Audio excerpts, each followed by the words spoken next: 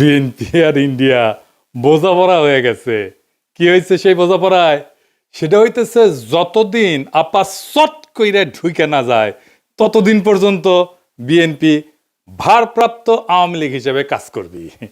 হ্যাঁ, ভারপ্রাপ্ত আওয়ামী লীগ। আমি কই বৃহত্তর আওয়ামী লীগের বিএনপি শাখা।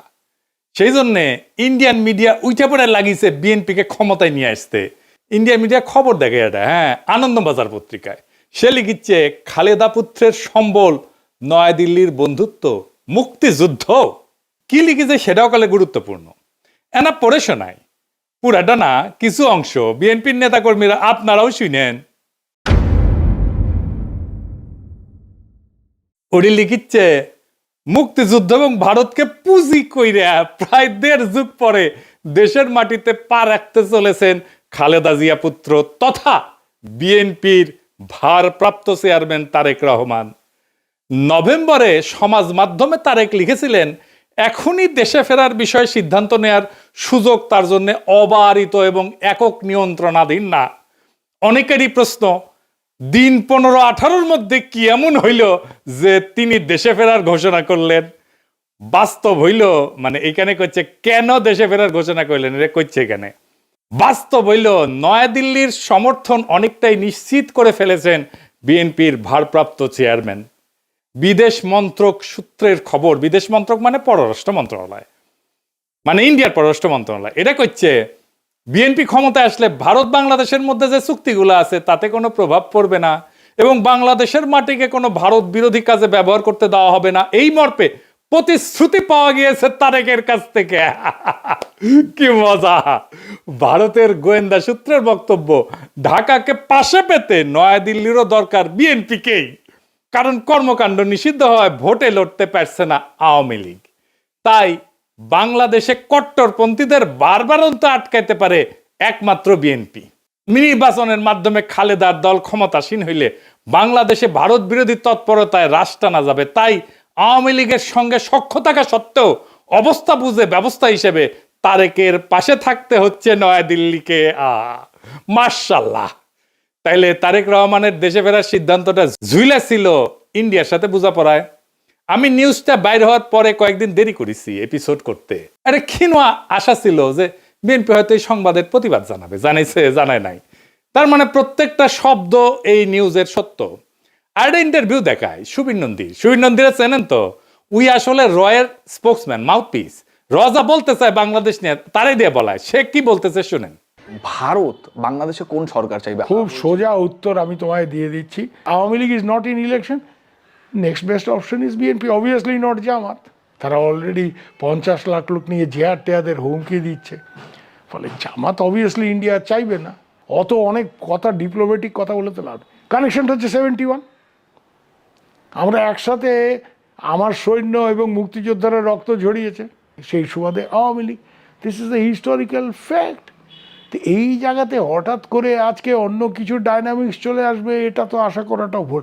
কিন্তু যে গভর্নমেন্ট আসবে তার সাথে ইন্ডিয়াকে তো ডিল করতে হবে। শুনেছেন তো? এইবার আরাটা দেখেন। তারপরে বিএনপি ভারতের পক্ষে এখন যে মুহূর্তে যতগুলো রাজনৈতিক প্রতিষ্ঠান আছে তার মধ্যে বিএনপি সব থেকে বেশি প্রো ইন্ডিয়া স্ট্যান্ড নিতে শুরু করেছে এবং বাণিজ্যের জন্য সহায়তা করবে বলছে। এখন এই অবস্থায় বিএনপির সাথে জামাতদের ঝগড়া হয়ে গেছে এবং জামাতকে তারা অত আসন দিতে চাইছে না। ভারত জামাতকে এই মুহূর্তে চায় না যে জামাত ক্ষমতায় আসুক, বরং বিএনপি ক্ষমতায় এলে ভারতের নিয়ন্ত্রণ করতে সুবিধা হয়। দেখেছেন? কইতেছে বিএনপি সবচেয়ে প্রো ইন্ডিয়া স্ট্যান্ড নিতে শুরু করছে। ইন্ডিয়ান রে কয় কি খুশি।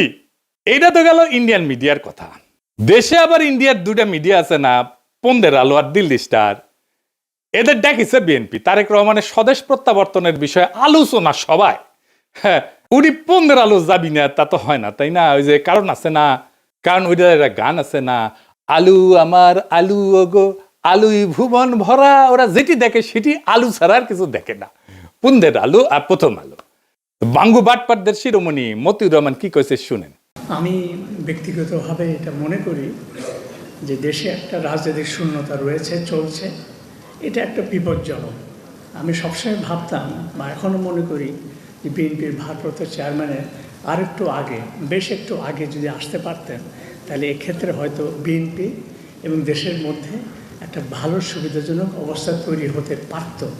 এই মতিউর রহমান এখন তারেক রহমানের পায়ে পড়ে, বিএনপির পায়ে পড়ে, সেই লিখেছিল তারেকের দুর্নীতির বিচার হতে হবে। সেইখানে তারেক রহমানের নিজের স্বাক্ষরিত একটা হলফনামা থেকে উল্লেখ করে কইছিল এই মতিউর রহমান যে তারেক রহমান দুর্নীতি করেছে সেটা সে নিজেই স্বীকার করেছে, এ বাটপারি কইছিল।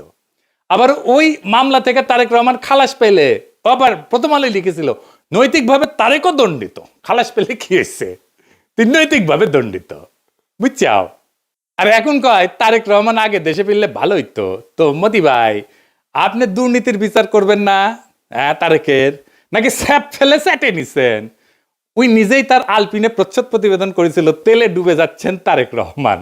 ওই তেল এখন তারেক রহমান কিছু দিচ্ছে, রেখে দিছিল নিজের জন্য। তো প্রথম আলো যে বিএনপি কি পরিমাণে ভালোবাসে, ভালোবাসা যে কত সেটা একটু দেখি। হ্যাঁ, আসেন। লিখিচ্ছে বগুড়ায় তারেককে ঘিরে আছে খুন সন্ত্রাসে জড়িত নেতাকর্মীরা। মতিউর রহমান এখন শিওর, এখন আর খুন সন্ত্রাসে জড়িত নেতাকর্মীরা তারেক রহমানকে ঘিরে থাকবে না। গ্রেনেড হামলা মামলা নিয়ে করছে তাজউদ্দিনকে পাকিস্তানে পাঠায় ডিজিএফআই। জানতেন খালেদার সম্মতিতে বসুন্ধরার কাছে 100 কোটি টাকা চাইছিলেন তারেক। জিজ্ঞাসাবাদে বাবর, তো মতি ভাই কয় টাকা দিছে আপনাক? সাব্বির খুনের ঘটনা চাপা দিতে আপোস রফা। তারেকের স্বেচ্ছাচারিতার অনেক নজির বগুড়ায়, ওগুলো কি উঠে গেছে? আচ্ছা, তারেক কি হিসাবে বগুড়ায় এত উদ্বোধন স্থাপন করছেন? আরো লাগবে, ওর পায়ে পড়তেও সময় লাগে না, ধাক্কা দিয়ে ফেলাই দিতেও সময় লাগে না। মূল উদ্দেশ্য হচ্ছে টিকে থাকা, যেন তেন প্রকারে টিকে থাকা। তো এইগুলো কি জার্নালিজম, বস্তুনিষ্ঠ সাংবাদিকতা? এই নিউজগুলো যদি সত্য হয় তাহলে মতিউর রহমানের কি তারেক রহমানের প্রত্যাবর্তনে মিটিং এ যায় তারেক রহমানকে দেশে কেন আসলো না সেই নিয়ে কান্নাকাটি করা যায়? নৈতিকভাবে এটা জায়েজ, এথিক্যালি উচিত এইটা? হাদি গুলি খাওয়ার পরে শিরোনাম করেছিল তফসিলের পরের দিন পার্থে গুলিবিদ্ধ, হাদির নামটা পর্যন্ত লেখে নাই। এতই ঘৃণা একজন মাদ্রাসা পড়ুয়া তরুণ প্রতিশ্রুতিশীল রাজনৈতিক নেতার প্রতি। এই যে প্রথম আলোর মজলুম ঘৃণা আর তেলা মাথায় তেল দেওয়া, এটা কি বার্তা দেয়? বার্তা দেয় এটাই যে আপনি শক্তের ভক্ত, নরমের জম, তাইলে তো আপনার সাথে গায়ের জোর দেখাবেই মানুষ, গায়ের জোরেই কথা কবে মানুষ। আরেক মাল আছে মাহফুজানন্দ প্রভুপাদ, সে কয় 53 বছরে নাকি সংবাদ মাধ্যমে আগুন দেওয়া হয়নি, ওই চান্দের দেশে আসিল। বাংলাদেশের 53 বছর বয়সে কোনো মিডিয়ার অফিস আগুন জ্বালানো হয় নাই। হ্যাঁ, 2013 সালের 12 ফেব্রুয়ারি দৈনিক নয়া দিগন্তের আরামবাগের কার্যালয় হামলা করে আগুন ধরায় দেওয়া হয়েছিল। তুই তো দমে দমে মিশা কথা কয়। ওই আগুনে পোড়ার পরে পত্রিকা বাইট করিছে, লিখিছে আনবাউড, মানে হইতেছে মাথা নত করে না। বাহ, প্রচুর সাহস। আসেন তার একটা ক্লিপ দেখি বেনজিরকে নিয়ে। বেনজিরের ভয়ে নাকি ওই কাঁপিচ্ছিল, শুনেন। আমরা কিন্তু এই যে আইজিপি বেনজিরের যে তার যে কুকর্ম আমরা কিন্তু মিডিয়াতে জানতাম, কিন্তু রিপোর্ট করতে সাহস পাইনি। আপনি হয়তো কিছু করতেন না, সরকার হয়তো কিছু করতো না, বাট ওই ধরনের একটা পাওয়ারফুল আইজিপি সে তো একটা সাংবাদিকটা কি না করতে পারত। শুনিছেন কত বড় সাহস? মাইনে নিলাম যে ওই ভিতু, তো তাইলে কি ওই পত্রিকার স্লোগানে journalism without fear or favour লেখার নৈতিক অধিকার আছে? মানে মাহফুজা নাম, আপনার লজ্জা নাই? আপনি তরুণদের কি শিখাইতেছেন? আপনার লজ্জা লাগে না এত ভণ্ডামি করতে? ভণ্ডামির তো মাত্রা আছে। আবার ক্রিটিক্যাল জার্নালিজম করার কথা কয়। ক্রিটিক্যাল জার্নালিজম বুঝে ডিজিএফ এর সাথে আন্ডারস্ট্যান্ডিং করে জার্নালিজম করেছে। এই যে তাসনিম কলিলি কয়ে দিছে, ডিজিএফ এর দেওয়া নিউজ ভেরিফাই না করে ছাপাইছে, আবার পরে স্বীকারও করেছে এটা তো ভুল ছিল। তুমি যদি আমাকে জিজ্ঞেস করো আমার সাংবাদিক জীবনে, এডিটরের জীবনে ওটা হচ্ছে একটা বিরাট ভুল। আমি ভুল করেছি। ওই সময় ডিজিএফআই এর দেওয়া নিউজ আমার ছাপানো উচিত হয়নি। ইট ওয়াজ এ ব্যাড এডিটোরিয়াল জাজমেন্ট। আমি ভুল করেছি। শুনেছেন, আমি কইছিলাম এই ডেইলি স্টারের জার্নালিজম নিয়ে 100 ঘন্টার এপিসোড করা যায়। গতকাল আমি একটা পুরানা ভিডিও দিছি, দেখেছেন না সবাই? অনেক দিন তো হইল। জবাব দিছে ডেইলি স্টার, আমার উত্থাপিত প্রশ্নের জবাব দিছে নাকি এরা জবাব দিয়ে তার ঊর্ধ্বে মিডিয়া? এরা সার্বভৌম একটা অথরিটি হইছে, সবকিছুর ঊর্ধ্বে, ওরা কেউ প্রশ্ন করতে পারবে না। তো আসলে আসেন, এই যে দুইটা গণমাধ্যম, এই যে দুইটা প্রথম পন্দের আলো আর দিল্লি স্টার, এটা কি গণমাধ্যম? গণমাধ্যমের ভূমিকা বুঝতে হলে আমাদের দুইটা জিনিস বুঝতে হবে, ট্রুথ এবং ফ্যাক্টস। সত্য কি এবং ঘটনা কি। ফ্যাক্টস হইতেছে মানে ঘটনা হইতেছে আমরা পরিষ্কার যেটা দেখছি হাদিস জানা যায় লাখ লাখ মানুষ হয়েছে না, 10 থেকে 15 লাখ মানুষ হয়েছে, আমরা সবাই দেখছি কয়েকদিন আগের ঘটনা। কিন্তু জানাজার ট্রুথ, সত্য তৈরি করা ট্রুথ মেকিং মেশিন কি? পুন্দের আলো আর ডেইলি স্টার। আমরা চোখের সামনে দেখলাম 10 থেকে 15 লাখ লোক। দিল্লি স্টার লিখেছে শয়ে। আজকের ঘটনা যদি ইতিহাসে আদৌ স্থান পায় তাহলে এটা স্থান পাবে পুন্দের আলো দিল্লি স্টারের বিবৃতিতে কি আছে সেটা দিয়া। দিল্লি স্টার লিখছে শত হাজার না, লাখ না, শত ওই যে হাদি না, একজন প্রার্থীকে লিখেছে। এটাই থেকে যাবে ইতিহাসে। আমাদের আবেগ হাদিকে নিয়ে আজকে যে এটা 50 বছর পরে সেটা থাকবে না, কারণ আমরা অনেকেই থাকবো না, অনেকে জানবেই না এই ঘটনা। তখন থাকবে এই পত্রিকার ট্রুথ যেটা লিখেছে ওরা। পুন্দের আলো আর দিল্লি স্টার কোনো মিডিয়া প্রতিষ্ঠান নাই, এগুলো হইতেছে জনগণের যে কর্মকাণ্ড, আমাদের যে পাবলিক রেকর্ড, এগুলোর কাস্টোডিয়ান। আমাদের দৈনিক, আমাদের যে বাস্তবতার উপাখ্যান, এইটা রচনা করে পুন্দের আলো আর দিল্লি স্টার। এটার একটা শক্তিশালী প্ল্যাটফর্ম। তাদের মতো করে যেইটা পুন্দের আলো আর ডেইলি স্টারের নিজের চিন্তার, নিজের জগতের বাইরে, সেটাকে সে বাদ দিয়া দেয়। হাদি নামি আসে না, প্রার্থী হইয়া যায়। শয়ে হয় মিলিয়নের বদলে। এইভাবে সত্য নির্মাণ করে এই মিডিয়াগুলা। সত্য কিন্তু কখনো নিরপেক্ষ না, সত্য সবসময় একটা মতাদর্শিক নির্মাণ। তাইলে পুন্দের আলো আর দিল্লি স্টার কার পক্ষে সত্য নির্মাণ করে, কার স্বার্থ রক্ষা করে, সবাই জানে, সব সুতিয়া জানে। এই প্রশ্নের উত্তর জানে না এরকম কেউ নাই, কিন্তু বলবে না। ও বলতে হইলে তখন এই লোকদেরকেই বলতে হয়। নিকা বসার আগে ইদ্যৎকাল বলে একটা জিনিস আছে, আপনারা ভালো জানেন। তাইলে এই পুন্দের আলো আর দিল্লি স্টারের ভাতার আওয়ামী লীগের সাথে বিচ্ছেদের পরের ইদ্যৎকাল শেষ হওয়ার আগেই বিএনপির সাথে কেন নিকা বসলো? কারণ এই দুইটা পত্রিকায় ফ্যাসিস্ট শক্তির সহযোগী ছিল। এদের বিচার হওয়া উচিত ছিল, গণ আদালতে বিচার হওয়া উচিত ছিল। কিন্তু এদের সম্পদ, এদের কন্ট্রোল, এটা গোপনে বিএনপির কাছে সম্পত্তি হস্তান্তর হবে। বিএনপি সব জায়গায়, সব মিডিয়াতে নিজেদের লোক বসাইছে। কালের কণ্ঠে কে সম্পাদক, বাংলাদেশ প্রতিদিনে কে সম্পাদক, 8 টিভিতে কে শেয়ার নিছে, 71 টিভিতে মালিকানা নিছে কে, সব বিএনপি। নাম কইলাম না আজকের। তারা ভাবিছে নিরাপত্তা দিবি বিএনপি। খারান আইসেনি, আমি না ঘোড়ায় আসবো, ঘোড়ায়। আপনাদের জন্য হাসার আমার টাইম নাই। এডিটর সাহেব ঘোড়ার হাসিটা দেন।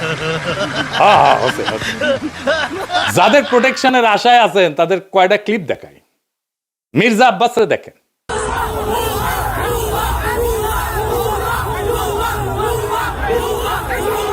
দেখেছেন ভুয়া স্লোগান তারে দেখা। এবার দেখেন হাদির জানাজায় সালাউদ্দিন সাহেব গেছে, তারে কি বলে পাবলিকে।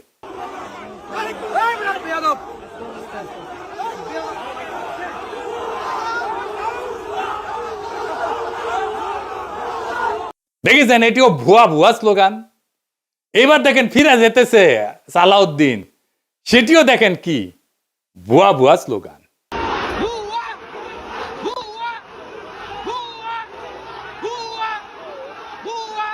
মির্জা ফখরুল চালাক মানুষ, জানাজার আগে কইছে আমি অসুস্থ, আমি যাবো না।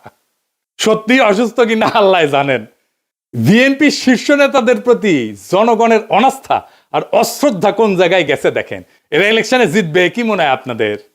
এই অন্তর্বর্তীকালীন সরকার গণমাধ্যমগুলোর ফ্যাসিস্ট ভূমিকা এবং তাদের নেতৃত্ব প্রদানকারী চরিত্রগুলোকে বিচারের আওতায় আনতে ব্যর্থ হয়েছে। শুধু ব্যর্থ হয় নাই, তাদেরকে আশ্রয় দিছে, প্রোটেকশন দিছে, তাদেরকে এম্পাওয়ার করছে। প্রফেসর ইউনূস ডেকে এদের সাথে বসে কথা বলে, সাক্ষাৎকার দেয়। এই কারণেই জনতা শাস্তি দেওয়ার কাজটা নিজেদের হাতে তুলে নিতে বাধ্য হয়েছে। হাদির জানাজা প্রমাণ করছে জুলাইয়ের আগুন নেভে নাই, বিপ্লবী ছাত্র জনতা ঘরে ফিরে যায় নাই। জুলাই বিপ্লবকে এই জন্য হয়েছিল যে এক ফ্যাসিস্ট শাসকের জায়গায় আর একটা ভারপ্রাপ্ত ফ্যাসিজম বসবে। আওয়ামী লীগের জায়গায় ভারপ্রাপ্ত আওয়ামী লীগ হয়ে বসবে বিএনপি, যার গ্যারান্টার হবে নয়াদিল্লি। সেই জন্য তো হয় নাই। কিন্তু বিএনপি কি করলো? তারা বিপ্লবের আগুনকে নেগোসিয়েশনের কয়লায় ফেলে দিল, ক্ষমতার কয়লায় ফেলে দিল। তারা ছাত্র জনতার রক্তকে জিও পলিটিক্যাল কারেন্সি বানালো। এইটাতে বিএনপি শেষ হয়ে যাবে। এই দেশের মানুষ একটা জিনিস সহ্য করতে পারে না, সেটা হইতেছে বেইমানি।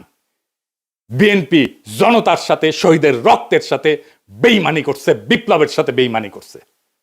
আওয়ামী লীগ ক্ষমতায় ছিল ইন্ডিয়ার জোরে, এখন বিএনপি ক্ষমতায় আসতে চায় ইন্ডিয়ার সাথে বোঝাপড়ায়। দুইটারই একই রোগ, শুধু উপসর্গ বদলাইছে। আর মানুষ সেটা বুঝে গেছে। হাদির জানাজায় প্রমাণ করছে জুলাইয়ের আগুন নেবে নাই, ছাত্র জনতা ঘরে ফিরে যায় নাই। ওরা কাউকে ম্যান্ডেট দেয় নাই, না ভারতকে, না বিএনপিকে, না মিডিয়ার সত্য বানানোর মেশিনকে। এই কারণেই কইতেছি বিএনপির পরাজয় আসবে ভোটের দিন না, পরাজয় শুরু হয়ে গেছে নৈতিক জায়গা থেকে। যেই দল বিপ্লবের সঙ্গে বিশ্বাসঘাতকতা করে সেই দল ক্ষমতায় যাবে না, গেলেও টিকে থাকতে পারবে না। ক্ষমতায় যাক বা না যাক, ইতিহাস তাকে ক্ষমা করবে না। জুলাই কোনো ইন্টারভেল না, জুলাই কোনো সিনেমা না, জুলাই কোনো পিকনিক না, জুলাই কোনো দর কষাকষির বিরতি না। জুলাই ছিল এবং থাকবে ভারতের সাথে বোঝাপড়া আর দেশি ফ্যাসিজম, দুইটার বিরুদ্ধেই জুলাই জিন্দা থাকবে। এই সত্য যতদিন থাকবে ততদিন বিএনপির এই বোঝাপড়াই তাদের সবচেয়ে বড় রাজনৈতিক আত্মঘাতী সিদ্ধান্ত হয়ে থাকবে। পরাজয় শুরু হয়েছে, ওই বিশ্বাসঘাতকতার দিন থেকে পরাজয় শুরু হয়েছে। জুলাই শেষ হয় নাই, জুলাই বিশ্বাসঘাতক কাউকে ক্ষমা করবে না। ইনকিলাব জিন্দাবাদ।